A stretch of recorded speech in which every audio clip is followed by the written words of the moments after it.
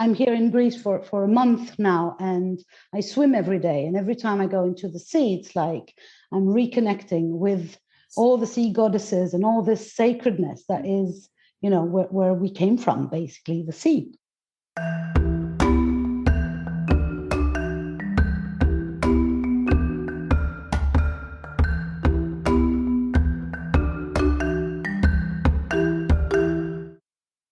Hello and welcome to Self Talk. I'm Rachel Astarte. Today, my guest is Isaya. She is an artist and a magico-pragmatic mindset coach, goddess teacher, and traveling priestess. She works with the Greek goddesses, the archetypes of the Greek goddesses in real life and online. Isaya, thank you and welcome to Self Talk. Thank you for having me. I'm so happy to be here. Really. Yeah. I love your name.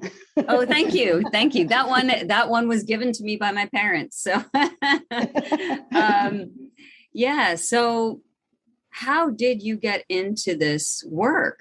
If I can start from the beginning. Yeah. It's exactly the beginning. I was born into it because I'm Greek. Mm-hmm. So I was born in Greece, and my mom all my mother lineage is Greek. Not my dad, though, so that's why I don't look like a Greek person, mostly. But when I was a kid, I'm an only child. And when I was a kid, my mom used to tell me the stories of the gods and the goddesses of the mythology, the Greek mythology. And basically, they were my friends. I kind of knew them. And even more, I had Barbie dolls named after them. So I had the Aphrodite doll, and they had adventures, and they kind of had a life outside of the books or the stories. Right. And well, then, life happened. I did other things in my life. I was a bookshop keeper for 15 years. Wow. I was a teacher for another 15 years. And I actually have a husband and two sons. And I live in the middle of nowhere in France, usually. And what happened is I felt that I was surrounded by men. There were only men in my life. And I kind of needed to reconnect with the feminine. And I started organizing. First, I started attending, and then organizing red tents and women's circles and, places where women gather, basically, and to try and reconnect with feminine energy when it's not mixed with male energy. Not that I have anything against men, but, just to kind of find a way to reconnect with that. And obviously, around this time, the stories came back and the goddesses came back. And I realized that there are some people who are connected with angels or archangels. And I am actually connected with the goddesses. I talk to them, and I've always had. And they answer, wow. Which is even better. Yeah. And so I started working a little bit into, is there a way to make it into let's call it a system, kind of way to really harness the understand the archetypes behind the goddesses? Because, all right, the stories are nice and the images and all this is fun, but then there were more than that. They're archetypes. And what an archetype is that something, they've been around for 6,000 years, right? So in Europe, but also in America or in Australia, where the immigration has, they've come to visit you guys, basically.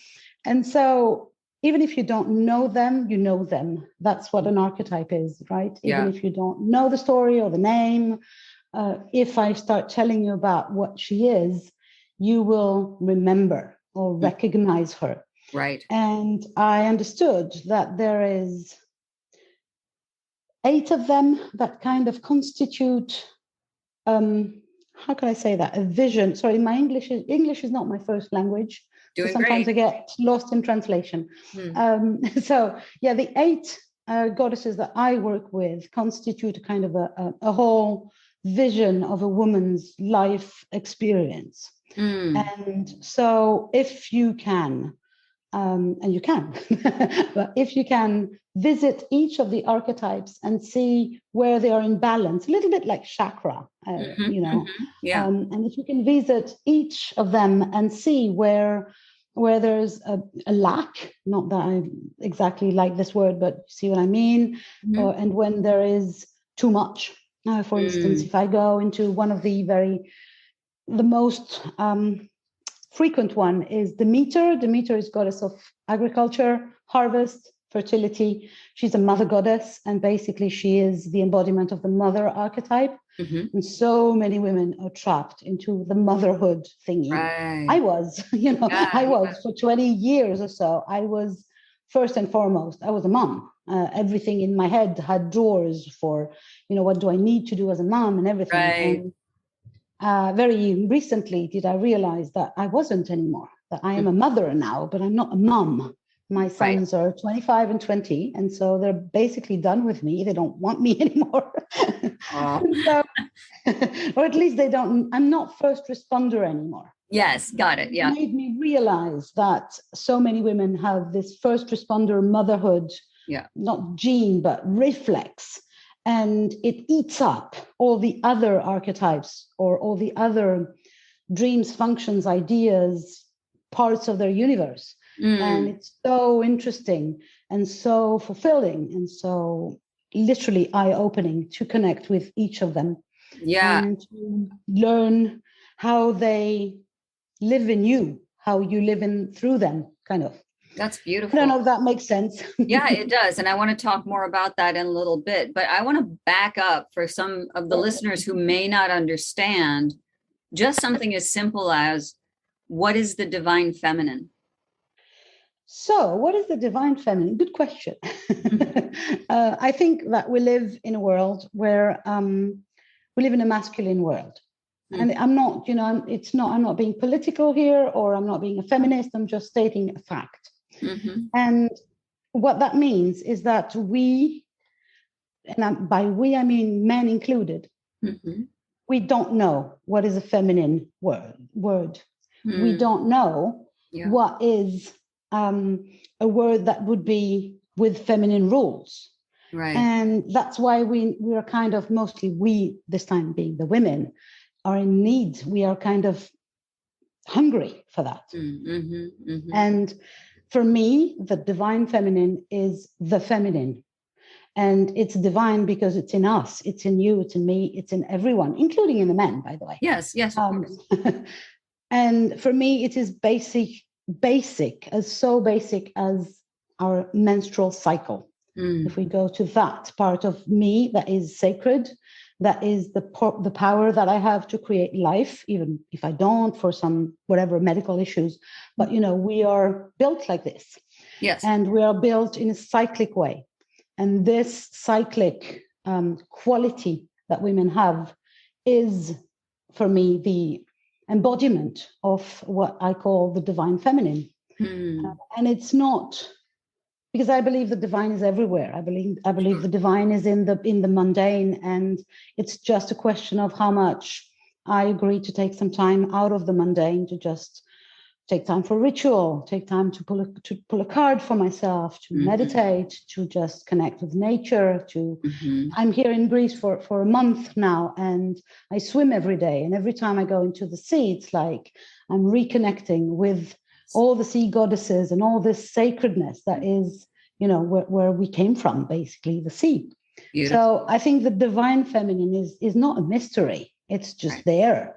We just have to look first inside, first into our wombs and into the way we are built, connect with the four basic feminine archetypes that are dancing around our cycles, like in the moon cycle, like in the season cycle. There are these cycles inside a cycle. Yes, yeah. So they are kind of, like when you throw a rock in water and goes these round things. I don't know how you call them. Ripples, yeah. Yeah, ripples. And so the cycles are, for me, are kind of the same. We have our internal menstrual cycle with the four phases, the Maiden, the Mother, the Enchantress, and the Crone. And then we have the moon cycle, which is reflecting this, our own cycle, with waxing moon, the full moon, the waning moon, and the dark moon, or the new moon, if you want to call it. And then we have the seasons, which again are a ripple effect. So we have spring, and they're all connected. Right. And this connectedness is the sacred. This is the divine, the connection that we have with everything that is bigger than we are. You know, for whatever the religion or spirituality you follow, divine is transcendent, is me connecting with something that is bigger than me, whatever this big is. Right, right. So I love that description, because it really does encompass even the mundane, then, like the change of seasons becomes divine. And I completely agree that divinity is all around us and in us, and we are part of it. So there is no separation between the divine and us. I believe that is the main problem, that we have been led to believe there is a separation, but there isn't. And so the reconnection, the remembering, that's why I'm talking about these Greek goddesses very often. It's because it's about remembering. It's about just taking some time to realize and to remember that we are, that I am connected with everything, with the tiniest thing and with the biggest thing as well. And that is the sacredness of it. Now, the feminine, the divine feminine or the sacred feminine has been silenced for generations, for millennia. Which means that it might feel more difficult to connect with it because we don't know where it is, you know. First of all, we have to remember that it's in ourselves. If we're lucky enough to be women, you know, it's like, there it is. And then, of course, there's, well, as I was saying, the moon, the seasons, everything in nature that is there. But also the divine feminine has been hiding in plain sight. Even in patriarchal religions or spiritualities. There she is, Mother Mary. There she is, Mary Magdalene. There she is, you know, and she is all over the place, basically. In the Greek pantheon, on the Olympus, originally there were 12 gods and goddesses, 6 men and 6 women. Right, so, balance. You know, but some of them have vanished into, you know, hiding into, hiding from the patriarchy, I think. Right. That makes sense. Including some of the men archetypes, by the way, some of God's archetypes, which are now considered less than, you know. Because I believe one of the problems of monotheism, let's call it like this, is that it has reduced the choices. And that, to me, is the problem. Yeah, I can see that too. And it was very aggressive when patriarchal monotheism took over the, you know, goddess worship. Then it became forbidden, you know, to. Well, because if you go on selling a religion that only recognizes one God, then all the others have to disappear. Right. You know, up until then, we could just add them, the ones to each other. So if you were, I don't know, if you were a Buddhist, you were all right to have a little of Jesus on top of that, or a little of, you know, Zeus. Why not? I remember my son, when he was 5, I said, do you believe in God? And he said, sure. And I said, what's his name? And he said, what's their name? And I said, oh, all right then. And I said, who are they? He said, Zeus, Buddha, and Jesus. All right. The 3 of them. All right then. That's an awesome triumvirate of power right there. So you referred earlier to the 4 basic feminine archetypes that move us through these cycles. And could you elaborate on those? Yes, 4? I can. So these are not my invention, or, you know, for me, I was a student of Miranda Gray. She's a woman from the UK, and she's been working with the menstrual cycle for 40 years now. And she's awesome. And she kind of systemized, let's put it this way, and give them names and made a whole system of how they work. So there's 4 of them, and they basically represent each of the 4 basic phases of our menstrual cycle. Of course, it could be divided again into smaller ones, like the moon cycle could be divided in 8 phases or 4, or even, you know, you can make it smaller and smaller. But basically, there's 4 of them. So we usually start with the Maiden. She's connected with the waxing moon and the spring energy, and she is a maiden. So in our cycle, it's the phase before the ovulation. So we are full of energy. We're dynamic. We are young and preppy or peppy, swinging around. We usually the maiden is full of confidence. She's full on, right? Sometimes she's even walking onto other people's feet. So enthusiastic that she is. And she has, as far as sexuality is concerned, she has no issues with no fear of pregnancy or anything. She's just there for the fun, for the joy and the pleasure. So that's the maiden. Obviously, each of the 4 archetypes also have a dark side or a shadow side. And for the maiden, it's a major one because we live in a society where the maiden is pushed. Because what I've just described with the maiden is somebody who's full on, who's every day, full of energy, dynamic, and basically I've described you a man. A man. She has the energetic functioning of a man. She goes from A to B. She wants results. So she is very accepted into our society. What it is, she only lives in our cycles 1 week a month. What happens the other 3 weeks? Right. The other 3 weeks, if we try to pretend we are a maiden, we get burnt out. Right. We have I believe strongly, and I'm not a doctor, and please don't take my word for it, but I believe that there's so many illnesses that are related to the womb that are mostly affecting women, like fibromyalgia or endometriosis, are strongly linked to the maiden being overexcited, overused. Okay. And the problem is that, we have another 3 archetypes that need their turn into our cycles. The second one is the mother. So the mother archetype is linked with the full moon, with the ovulation. Usually, sometimes women are reversed and they have the mother into the dark phase. But anyway. Right. And with the summer. So it's the fullness of the mother, right? The fertility. She's all about giving. She's all about sharing, nurturing.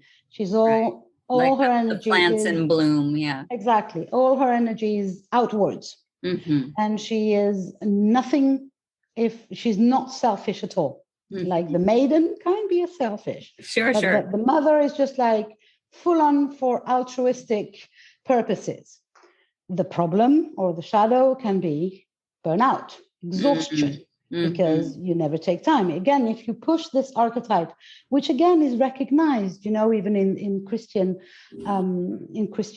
themes and religion, we have the Mother Mary and all the idea that being a mother is a good idea. In the patriarchy, it's okay for a woman to be a mother, but then it's only 1 week a month. What happens to the other 3? So these 2 archetypes are generally the ones that are accepted in society today.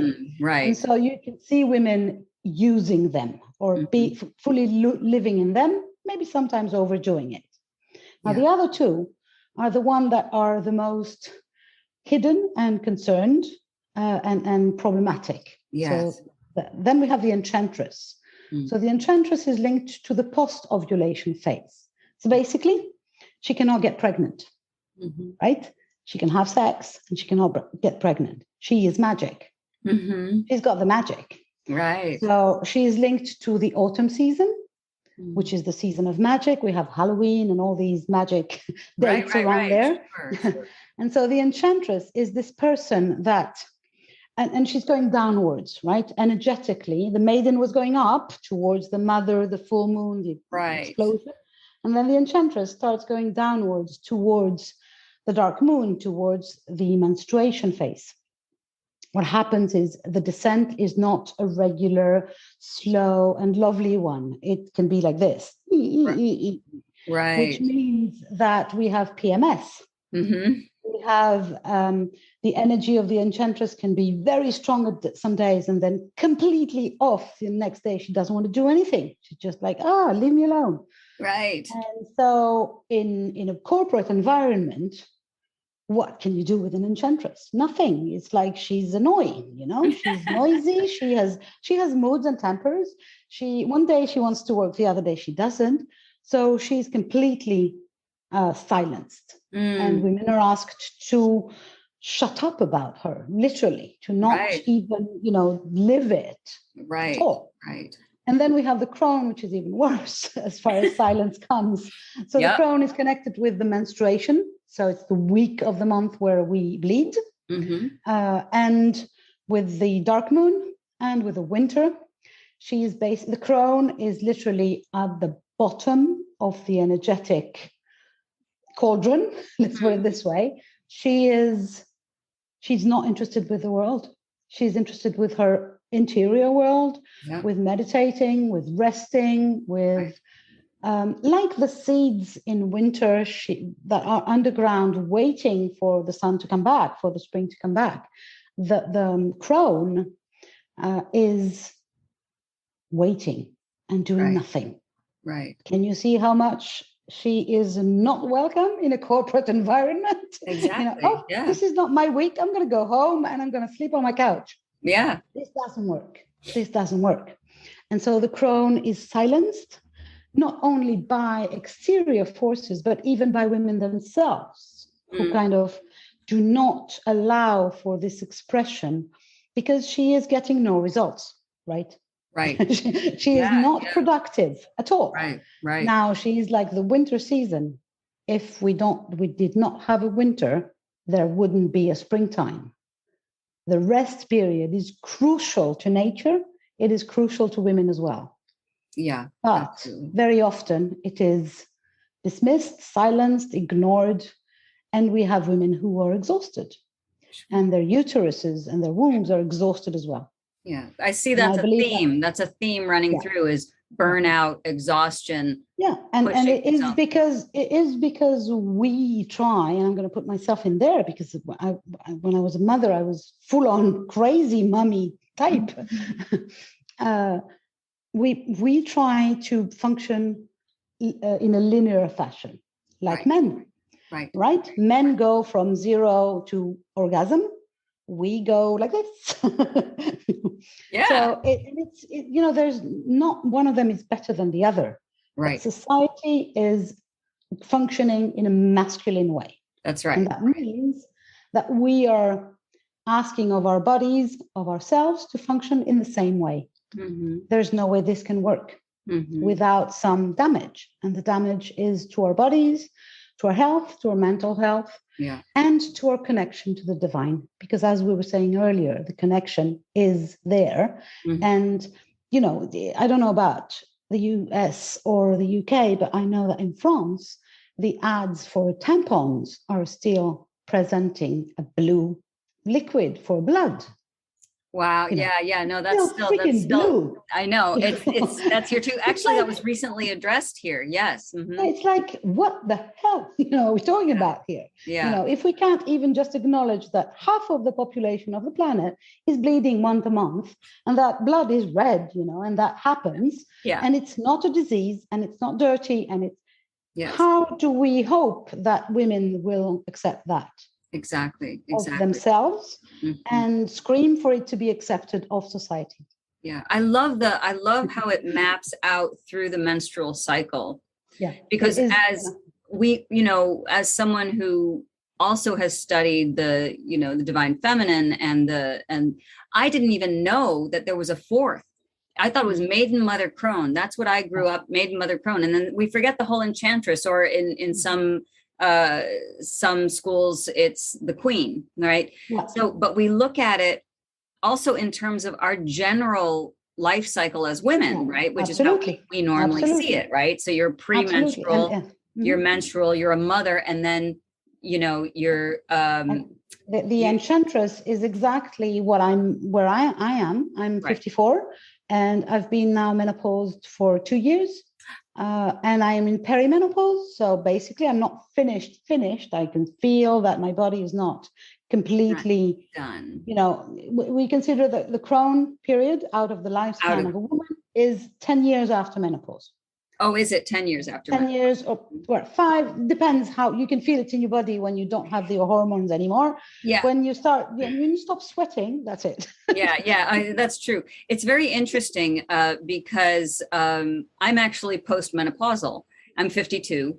And so it's been 2 years that I've been without menstruating. And one of the things that I didn't expect, besides I'm very happy the hormones have all calmed down, but what I didn't expect was how much I miss bleeding. Yeah, and so how I didn't either expect that, and I felt it too. Yeah. I actually have a crazy story. I stopped bleeding for over a year, and then I had some emotional shock, and I bled 2 weeks after that. Wow. The power of the body, it's like, Yes. wow. Yeah. My father died 2 weeks after that. Paf, I was bleeding. I was like, Amazing. what? But where does it come from? Yeah. What I'm going to say is that for women like us who are either perimenopausal or menopausal, we are still connected to a cycle. Absolutely. And we will be cyclic for life, because some women say, oh, it's too late for me now. It's never too late. First of all, we have the round thing up there, the moon. Right. Yes. Connect with there, and you can create, we have an energetic cycle, and Yes. it's still going to be there forever. Yeah. And it is still going to be running your life, whether you like it or not. And, I still go out and look at her, and I still feel her. I used to go out every night and be with the moon, and I could feel her pulling, on the waters of my body, especially in my uterus. And I still feel that, even though there's a lot of activity going on down there anymore, I still feel her talking to my body. So absolutely. Very, very beautiful. The Enchantress period of our lives now, if I'm talking on a general lifespan, is exactly, you were saying, she's very often unknown. Yes, she is. Just like perimenopause has been for generations. That's right. Women were supposed to go from, I can be a mother, to, here I am, I'm in menopause. And the in-between thing was silenced completely. We didn't want to know about women having nervous breakdowns of emotional ups and downs. We didn't want to know about women having sweats or having, bleeding and then not bleeding and or bleeding very heavily. And I think it is literally this ripple or reflection of one cycle into another is exactly the problem. And the solution. Well, I think it's so important to talk about these things, because they're just not. And the Enchantress part of it as well is very important, because women feel invisible. And on top of the hormonal changes and the sweating and the pain and the heavy periods. There is a huge power in the Enchantress. Yes. And that they already feel alienated by their own bodies. Like, I don't even understand what's going on here. And then to also sort of be left out of the, of the lineage of women's development is so terrifying. And so I love that we're even talking about that. And then we get into the Crone phase where again, such an important part of society, because when you are an elder, you have so much knowledge. You're stepping into mentorship. You're stepping into an elevated state that is so important to the rest of society, and yet we shut old people away.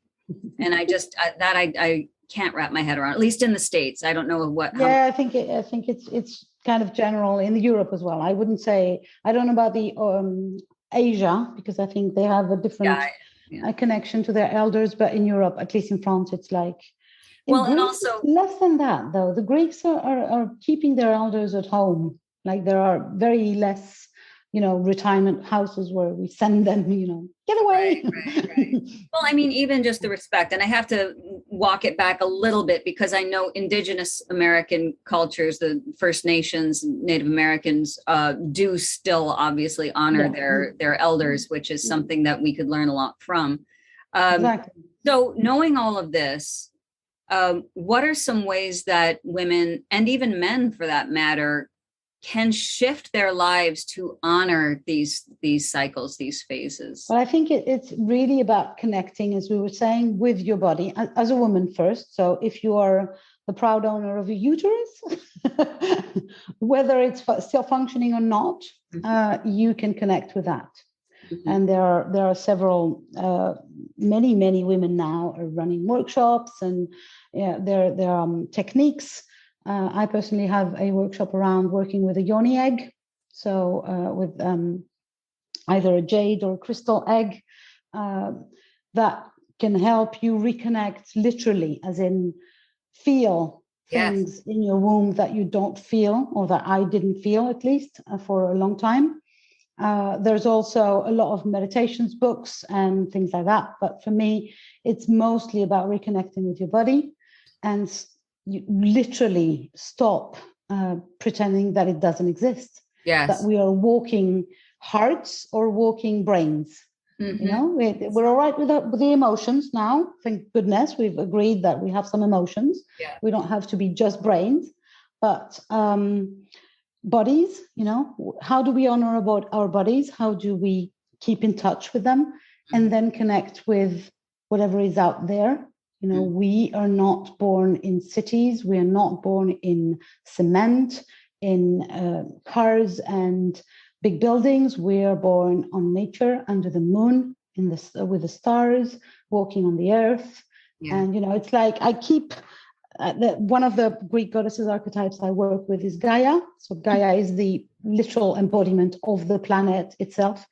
And women say to me, how do you connect with Gaia? And I say, just take off your shoes. Yes. Take off the plastic between your feet and the ground, and just feel the energy. Yeah. There she is. You know, nothing is hidden. Right. But if we live in an air-conditioned apartment, we never open the windows, we never feel the real air, we never see the real moon, because we are surrounded by electric lights all the time, and we never see a tree, or, you know, very seldom, once a month or so. Obviously, we are disconnected. But magic and nature and the divine is just there. Right. We are the ones who left. Right. We are the ones who are closing our doors, or pretending that there are no seasons. You know, with air conditioning, I was amazed in France. It's not very fashionable to have air conditioned. Mm-hmm. In the US, when I visited several times, and I love the US, I'd love to come back again when we're done with this, whatever pandemic stuff.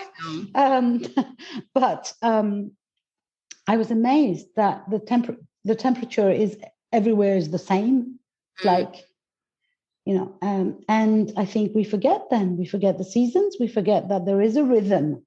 You know, there is this round thing that goes up and then down. And now we are in the northern hemisphere. We're going towards fall and winter, and there is an energy. If you listen closely, there is an energy for slowing down. Yeah. But what do we do instead? We do Christmas. Yeah. Black Friday. We spend, and we put money, the lights on, and you know, and you know, this is. I know I may sound like a complete freak, you know, living in the middle of nowhere where I can see the stars, but I feel grateful that I can see the stars every night, and that I'm cold in winter, and that I have to work on getting hot, basically. Yeah. And I have to buy myself heavy jumpers because it's cold. And then I love to be hot in the summer, and, you know, I'm just connecting with that. So for me, that's why I call myself a magico-pragmatic coach, because I believe that the solutions are really pragmatic, really simple, and really like, you know, if you want to connect with the ground, anchor yourself, well, take off your shoes. Step one. Yeah. If you want to connect with the divine, you know, watch the moon, feel the energy. Yep. Take time to do that. And then it happens, you know, it's like, and every day it happens easier. Yeah, it's a ritual. I do that every morning. I put my bare feet on the ground, no matter what the season is. And it's a beautiful thing to do. And, you know, even if you live in a city, cities have parks, you know, or at least a little bit of grass somewhere, you know, where you don't have pavement. There are things now. We're very, very, very, very lucky. We have the internet, and we can connect with absolutely anyone in the world.